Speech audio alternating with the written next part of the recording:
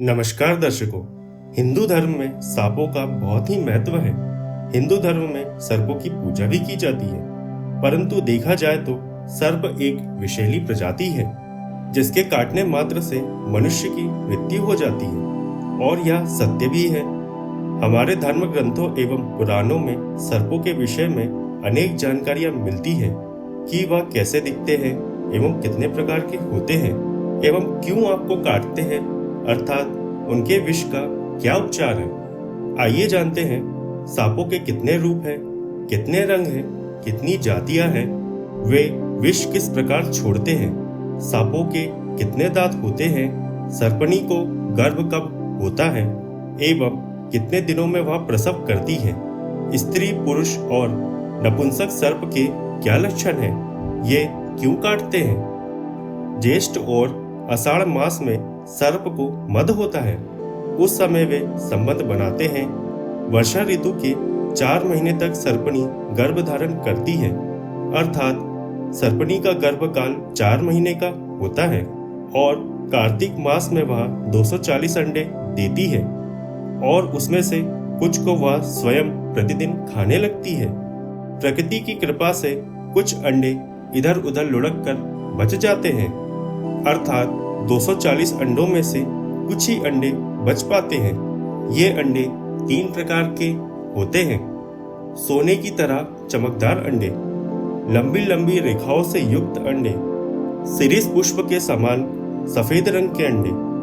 सोने की तरह चमकने वाले अंडे में पुरुष, लंबी लंबी रेखाओं से युक्त अंडों में स्त्री और शिरीष पुष्प के समान अंडों में नपुंसक सर्प पाए जाते हैं। उन अंडों को सर्पणी 6 महीने तक सीखती है। अंडों के फूटने पर उनसे सर्प निकलते हैं। अंडों से बाहर निकलने के 7 दिन के बाद ही बच्चों का रंग काला होने लगता है। सर्प की आयु 120 वर्ष की होती है। इनकी मृत्यु 8 कारणों से होती है। मोर, चकोर, बिल्ली के खाने से, मनुष्य, सुअर, बैल, गाय, भैंस, घोड़े, ऊंट और नकुल आदि पशुओं के खुरों से दब जाने के कारण। इनसे बचने पर ही सर्प 120 वर्ष तक जीवित रह पाते हैं। 7 दिन के बाद सर्पों के दांत उगने लगते हैं और 21 दिन में विष हो जाता है। सांप काटने के तुरंत बाद अपने जबड़े से तेज विष का त्याग करता है। 25 दिन में वह बच्चा भी विष के द्वारा दूसरे प्राणियों के प्राण हरने में सक्षम हो जाता है। 6 महीने में केचुड़ी का त्याग करने लगता है। सांप के 240 पैर होते हैं, परंतु वे पैर गाय के बाल के समान सूक्ष्म होते हैं, इसलिए दिखाई नहीं देते हैं। चलने के समय निकल जाते हैं एवं अन्य समय पर शरीर के अंदर रहते हैं। सर्पों के शरीर में 220 उंगलियां होती है। अपने समय से पूर्व अर्थात 4 महीने से पहले जो सर्प उत्पन्न होते हैं उनमें कम विष होता है और वे 75 वर्ष से अधिक नहीं जी पाते हैं। जिस सांप के दांत लाल, पीले और सफेद रंग के होते हैं वे सर्प अल्प आयु और डरपोक होते हैं। सांप को 1 मुंह, 2 जीभ, 32 दांत और विष से भरी 4 दाढ़ें होती हैं। उन दाढ़ों के नाम कुछ इस प्रकार हैं: मखरी दाढ़, कराली दाढ़, कालरात्रि दाढ़, यमदूती दाढ़। मकड़ी दाढ़ के देवता ब्रह्मा जी हैं। कराली दाढ़ के देवता विष्णु जी हैं। कालरात्रि दाढ़ के देवता भगवान शिव हैं। यमदूती दाढ़ के देवता भगवान यम हैं। मकड़ी दाढ़ का चिन्ह शस्त्र के समान होता है। ये 1 महीने में उत्पन्न हो जाती है। इसमें वात होता है और यह श्वेत रंग की होती है और इसका वर्ण ब्राह्मण होता है। इस दाढ़ के काटे जाने वाले व्यक्ति को गुड़ युक्त चावल खाने को देना चाहिए। कराली दाढ़ का चिन्ह कौवे के पैर के समान होता है। ये 2 महीने में उत्पन्न हो जाती है। इसमें पित्त होता है। ये लाल रंग की होती है और इसका वर्ण क्षत्रिय होता है। इस दाढ़ के काटे जाने पर व्यक्ति को धातु युक्त भोजन देना चाहिए। कालरात्रि दाढ़ का चिन्ह हाथ के समान होता है। यह 3 महीने में उत्पन्न होती है। इसमें कफ होता है। ये पीले रंग की होती है और इसका वर्ण वैश्य होता है। और इस दाढ़ के काटे जाने पर व्यक्ति को कड़वे पदार्थ खिलाए जाने चाहिए। यमदूती नाम की दाढ़ सबसे छोटी दाढ़ होती है। इसका चिन्ह कछुए के समान होता है। यह 4 महीने में उत्पन्न हो जाती है। इस दाढ़ से काटे जाने पर व्यक्ति की मानसिक स्थिति असंतुलित हो जाती है। ये काले रंग की होती है और इसका वर्ण शुद्र होता है। और इस दाढ़ से सांप जिसे काटता है वह तुरंत ही मर जाता है।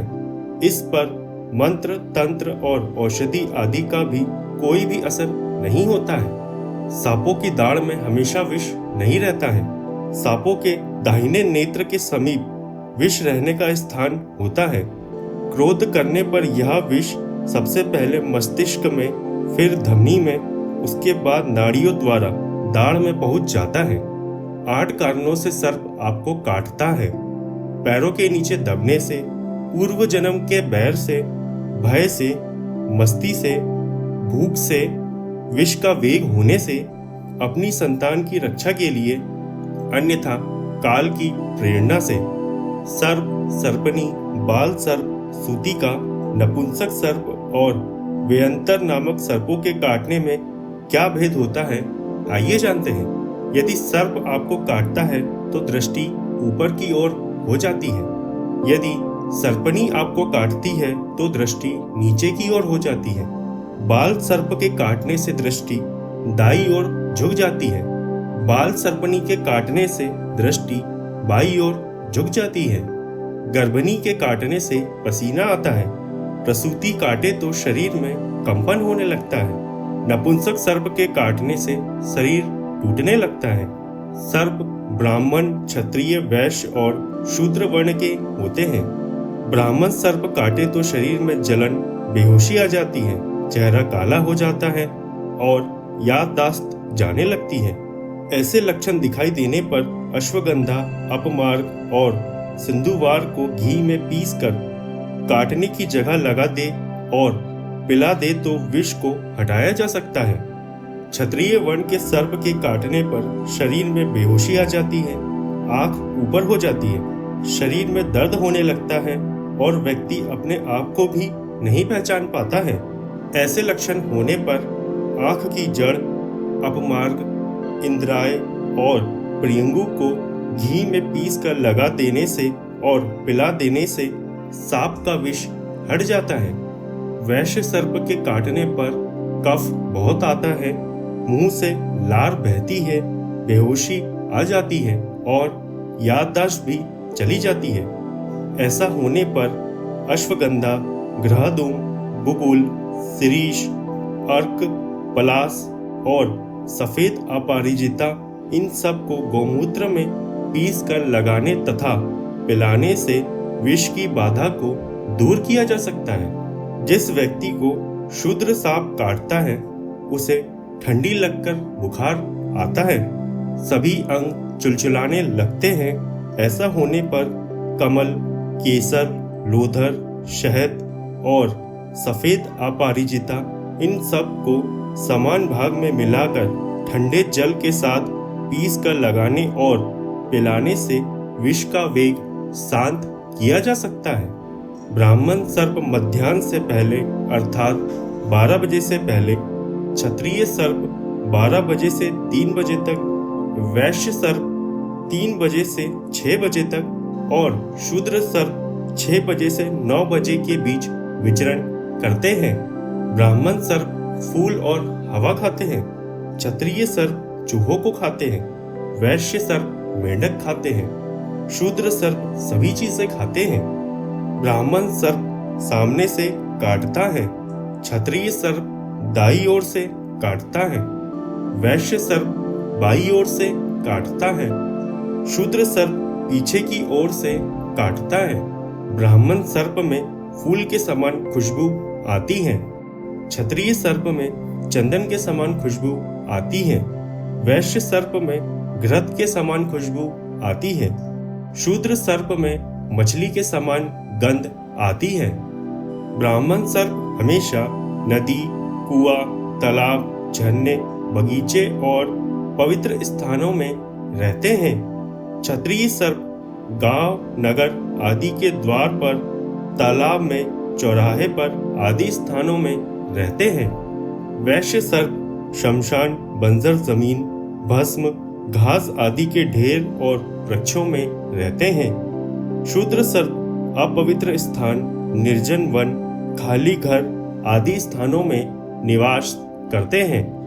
अंततः भविष्य पुराण में कहा गया है कि सदा भक्ति पूर्वक नागों की पूजा करें और विशेष रूप से नाग पंचमी को दूध, खीर आदि से उनका पूजन करें।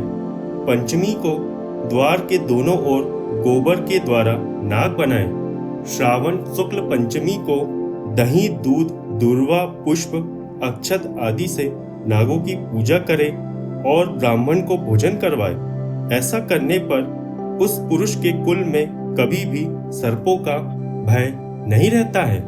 भाद्र पक्ष की पंचमी को अनेक रंगों के नागों को बनाकर घी, खीर, दूध, पुष्प आदि से पूजा कर गुगुल की धूप दे।